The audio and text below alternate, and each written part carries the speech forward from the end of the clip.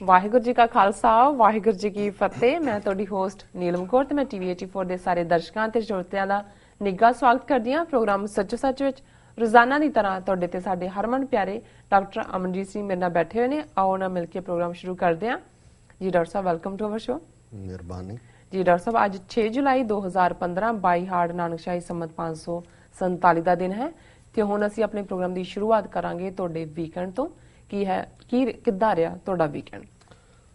ਸਭ ਤੋਂ ਪਹਿਲਾਂ ਤਾਂ ਅਸੀਂ ਉਹਨਾਂ ਸਾਰੇ ਦਰਸ਼ਕਾਂ ਸਰੋਤਿਆਂ ਦਾ ਸ਼ੁਕਰੀਆ ਅਦਾ ਕਰਨਾ ਚਾਹੁੰਦੇ ਹਾਂ ਜੀ, ਜਿਨ੍ਹਾਂ ਨੇ ਸਾਡੇ ਸ਼ੁੱਕਰਵਾਰ ਦਾ ਪ੍ਰੋਗਰਾਮ ਜਿਹੜਾ ਕਿ 4 ਜੁਲਾਈ ਅਮਰੀਕਨ ਡੈਕਲੇਰੇਸ਼ਨ ਆਫ ਇੰਡੀਪੈਂਡੈਂਸ ਨੂੰ ਸਮਰਪਿਤ ਸੀ, ਉਸ ਦੀ ਤਾਰੀਫ ਦੇ ਵਿੱਚ ਕਾਫੀ ਫੋਨ ਕਾਲਸ ਵੀ ਔਰ ਈਮੇਲਸ ਵੀ ਕੀਤੀਆਂ ਨੇ ਜੀ। ਔਰ ਸਾਨੂੰ ਖੁਸ਼ੀ ਹੈ ਕਿ ਸਾਡੇ ਬਹੁਤ ਸਾਰੇ ਵੀਰ ਭੈਣਾਂ ਖਾਲਿਸਤਾਨ ਦੀ ਡੈਕਲੇਰੇਸ਼ਨ ਨੂੰ ਜਿਸ ਅੰਦਾਜ਼ 'ਚ ਅੱਜ ਅਮਰੀਕਾ 'ਚ 4 ਜੁਲਾਈ 1776 ਦੀ ਡੈਕਲੇਰੇਸ਼ਨ ਆਫ ਇੰਡੀਪੈਂਡੈਂਸ ਦੇਖੀ ਜਾਂਦੀ ਹੈ, ਉਸ ਅੰਦਾਜ਼ ਦੇ ਵਿੱਚ ਸਮਝਦੇ ਨੇ ਔਰ ਉਸ ਨੂੰ ਐਪਰੀਸ਼ੀਏਟ ਕਰਦੇ ਨੇ ਜੀ। ਵੀਕਐਂਡ ਕਿਉਂਕਿ ਮੈਂ ਨਿਊਯਾਰਕ ਦੇ ਵਿੱਚ ਹੀ ਸੀ ਔਰ ਖ਼ਾਸ ਤੌਰ 'ਤੇ ਸਾਡੇ ਪਰਮ ਮਿੱਤਰ ਔਰ ਸਹਿਯੋਗੀ ਜਿਨ੍ਹਾਂ ਦਾ ਜੇ ਵਿਆਹੁਤਾ ਜੀਵਨ ਦਾ ਸਫ਼ਰ 25 ਸਾਲ ਪੂਰੇ ਉਹਨਾਂ ਨੇ ਕੀਤੇ ਨੇ ਤੇ ਸਾਡੇ ਅੰਗ ਸੰਗ ਜਿਹੜਾ ਸੰਗ ਜਾਂ ਅੰਗ ਸੰਗ ਵੀ ਇਹ ਸਫ਼ਰ 25 ਸਾਲ ਦਾ ਮੈਂ ਵੀ ਉਹਨਾਂ ਦੇ ਨਾਲ ਤੈਅ ਕੀਤਾ ਹੈ ਖਾਲਿਸਤਾਨ ਦੀ ਮੰਜ਼ਿਲੇ ਮਕਸੂਦ ਵੱਲ ਪੇਸ਼ਕਦਮੀ ਦਾ ਜੀ। ਔਰ ਉਹਨਾਂ ਨੇ ਇਸ ਯਾਦ ਦੇ ਵਿੱਚ ਜਿਹੜਾ ਹੈ ਉਹ ਗੁਰੂ ਗ੍ਰੰਥ ਸਾਹਿਬ ਜੀ ਦਾ ਅਖੰਡ ਪਾਠ ਰਿਚਮੰਡ ਹਿੱਲ ਕਲਚਰਲ ਸੁਸਾਇਟੀ ਗੁਰਦੁਆਰਾ ਸਾਹਿਬ ਰਖਾਇਆ ਹੋਇਆ ਸੀ ਜੀ। ਸੋ ਸੈਚਰਡੇ ਜਿੱਥੇ ਉਹਨਾਂ ਦਾ ਪਰਿਵਾਰ ਵੀ ਦੂਰੋਂ ਨੇੜਿਓਂ ਕੈਨੇਡਾ ਤੋਂ, ਭਾਰਤ ਤੋਂ, ਸ਼ਿਕਾਗੋ ਤੋਂ ਆਏ ਹੋਏ ਸੀ, ਸੋ ਉੱਥੇ ਸੰਗਤ ਦੇ ਦਰਸ਼ਨ ਕਰਨ ਦਾ ਔਰ ਖ਼ਾਸ ਤੌਰ 'ਤੇ ਸਮਾਗਮ 'ਚ ਸ਼ਾਮਲ ਹੋਣ ਲਈ ਦਲ ਖਾਲਸਾ ਦੇ ਪ੍ਰਧਾਨ ਸਰਦਾਰ ਹਰਚਰਨਜੀਤ ਸਿੰਘ ਧਾਮੀ ਵੀ ਵਿਸ਼ੇਸ਼ ਤੌਰ 'ਤੇ ਪਹੁੰਚੇ ਹੋਏ ਸੀ।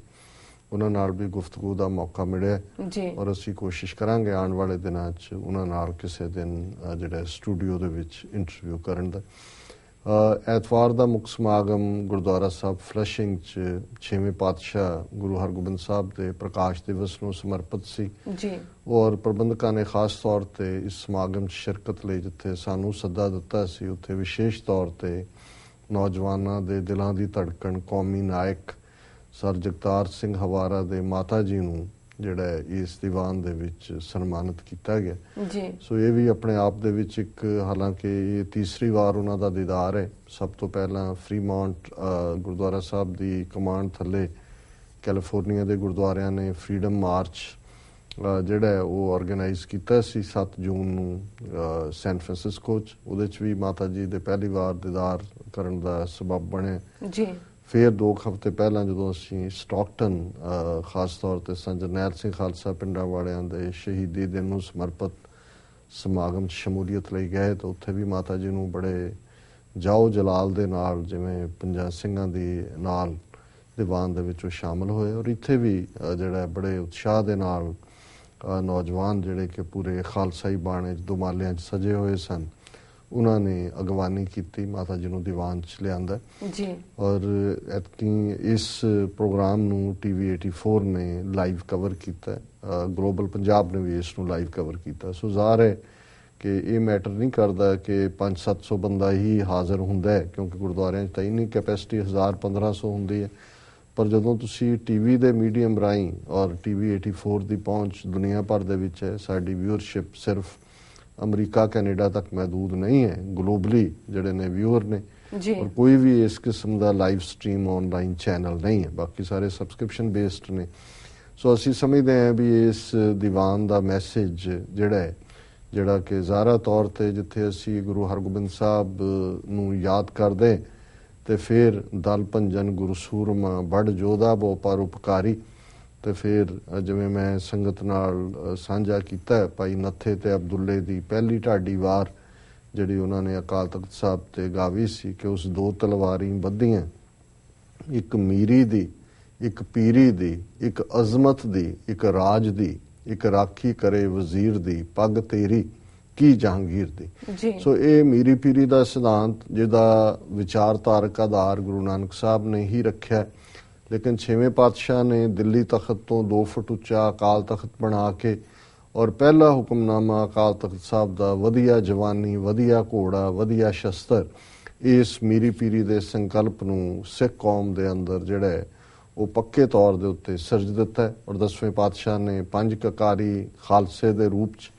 ਹਮੇਸ਼ਾ ਲਈ ਗਾਤਰੇ ਕਿਰਪਾਨ ਪਾ ਕੇ ਕਿਰਪਾ ਤੇ ਆਨ, ਇਹਨਾਂ ਦੋ ਸ਼ਬਦਾਂ ਦਾ ਜਿਹੜਾ ਜੋੜ ਹੈ ਇਹ ਦੱਸ ਦਿੱਤਾ ਹੈ ਕਿ ਜਿਹੜਾ ਸੰਕਲਪ ਗੁਰੂ ਹਰਗੋਬਿੰਦ ਸਾਹਿਬ ਨੇ ਸਮਰੱਥ ਰਾਮਦਾਸ ਸ਼ਿਵਾ ਜੀ ਦੇ ਗੁਰੂ ਨੂੰ ਜਿਹੜਾ ਸੰਬੋਧਨ ਹੁੰਦਿਆਂ ਕਿਹਾ ਸੀ ਕਿ ਸ਼ਸਤਰ ਗਰੀਬ ਕੀ ਰੱਖਿਆ, ਜਰਵਾਣੇ ਕੀ ਪੱਖਿਆ, ਕਿ ਅਸੀਂ ਸ਼ਸਤਰ ਚੁੱਕੇ ਨੇ ਗਰੀਬਾਂ ਦੀ ਰੱਖਿਆ ਦੇ ਲਈ, ਪ੍ਰੋਟੈਕਸ਼ਨ ਆਫ ਦਾ ਡਾਊਨ ਟਰੋਡਨ, ਦੱਬੇ ਕੁਚਲਿਆਂ ਦੇ ਹੱਕਾਂ ਨੂੰ ਮਹਿਫੂਜ਼ ਕਰਨ ਲਈ, ਔਰ ਜਰਵਾਣੇ ਕੀ ਪੱਖਿਆ, ਪਨਿਸ਼ਿੰਗ ਦਾ ਟਾਇਰੈਂਟ, ਜਿਹੜਾ ਜ਼ੁਲਮ ਕਰਨ ਵਾਲਾ ਹੈ ਉਹਨੂੰ ਸਜ਼ਾ ਦੇਣ ਦੇ ਲਈ।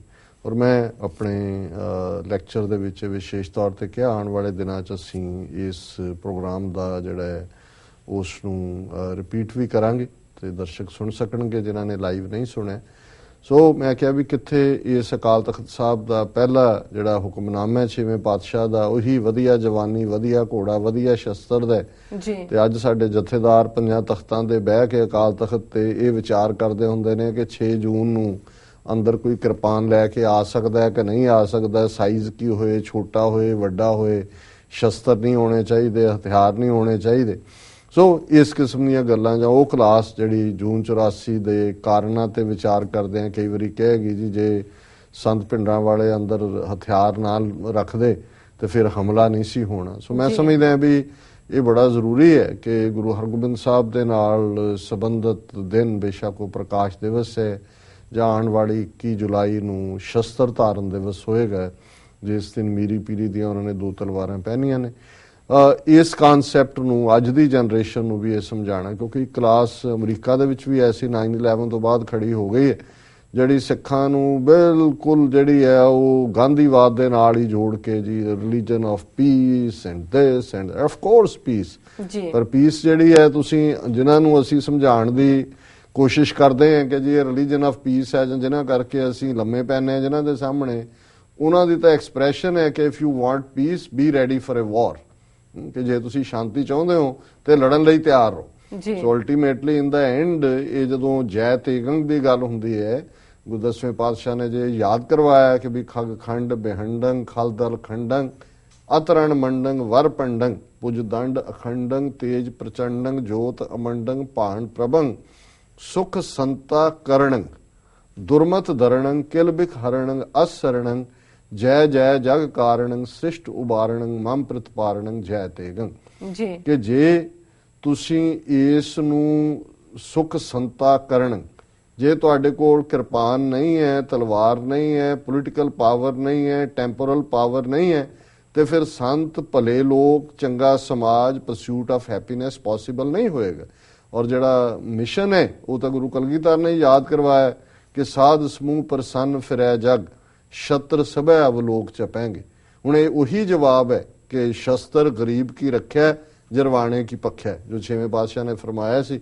ਤੇ ਇੱਥੇ 10ਵੇਂ ਪਾਤਸ਼ਾਹ ਕਹਿੰਦੇ ਨੇ ਕਿ ਭਾਈ ਉਹ ਸਿਸਟਮ ਕ੍ਰੀਏਟ ਕਰਨਾ ਜਿੱਥੇ ਸਾਧ ਸਮੂਹ ਪ੍ਰਸੰਨ ਫਿਰੈ ਜਗ, ਕਿ ਭਲੇ ਲੋਕ ਇਸ ਦੁਨੀਆ ਦੇ ਵਿੱਚ ਖੁਸ਼ੀ ਦੇ ਨਾਲ ਪ੍ਰਫੁੱਲਤ ਹੋਣ, ਪਰਸੂਟ ਆਫ ਹੈਪੀਨੈਸ ਹੋਏ, ਸਾਧ ਸਮੂਹ ਪ੍ਰਸੰਨ ਫਿਰੈ ਜਗ ਸ਼ਤਰ ਸਭੈ ਅਵਲੋਕ ਚਪੈਂਗੇ।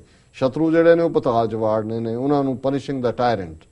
ਸੋ ਅਸੀਂ ਸਮਝਦੇ ਹਾਂ ਕਿ ਇਹ ਇੱਕ ਵਿਸ਼ੇਸ਼ ਜਿਹੜਾ ਦੀਵਾਨ ਸੀ ਉਸ ਦਾ ਬਹੁਤ ਚੰਗਾ ਇੰਪੈਕਟ ਰਿਹਾ, ਪ੍ਰਭਾਵ ਰਿਹਾ।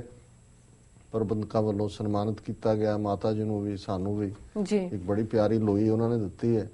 ਤੇ ਹੋਰ ਸਰਦੀਆਂ ਚ ਲਿਆ, ਸਰਦੀਆਂ ਗਰਮੀਆਂ ਚ ਵੀ ਲਈ ਜਾ ਸਕਦੀ ਹੈ। ਅੱਛਾ ਠੀਕ ਹੈ। ਜੇ ਗਰਮੀਆਂ ਚ ਲਓ ਫਿਰ ਕਹਿੰਦੇ ਜੀ ਇਹ ਕੋਈ ਖਾਸ ਹੀ ਹੋਣਾ, ਨਹੀਂ ਤਾਂ ਗਰਮੀਆਂ ਤਾਂ ਕੋਈ ਲੈਂਦਾ ਨਹੀਂ।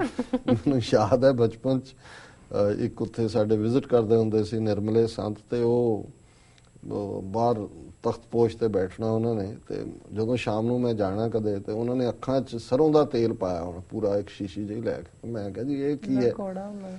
ਉਹ ਕਹਿੰਦਾ ਜੀ ਇਦਾਂ ਦੀਆਂ ਗੱਲਾਂ ਨਾ ਕਰੀਏ ਤੇ ਲੋਕ ਸੰਤ ਥੋੜੀ ਮੰਨਦੇ ਆ। ਸੋ ਜੇ ਗਰਮੀਆਂ ਹੀ ਤੁਸੀਂ ਲਈ ਲੈ ਕੇ ਫਿਰਦੇ ਰਹੋ ਫਿਰ ਕਹਿਣਗੇ ਜੀ ਇਹ ਕੋਈ ਬਸ ਹੋ ਗਿਆ ਬ੍ਰਹਮ ਗਿਆਨੀ। ਜੀ ਜੀ ਹਾਂਜੀ ਹੋ ਗਿਆ ਤੁਹਾਡਾ ਅੱਜ ਦਾ ਹਾਂਜੀ ਵੀਕਐਂਡ ਠੀਕ ਹੈ। ਤੇ ਸਿਆਸੀ ਮੁੱਦਾ ਬਾਅਦ ਚ ਡਿਸਕਸ ਕਰੀਏ। ਹਾਂਜੀ ਮੇਰਾ ਖਿਆਲ ਹੈ। ਵਿਊਅਰਸ ਤੁਸੀਂ ਇਸ ਤਰ੍ਹਾਂ ਬਣੇ ਰਹੋ, ਮਿਲਦੇ ਆ ਆਫਟਰ ਦੀ ਸ਼ਾਰਟ ਬ੍ਰੇਕ।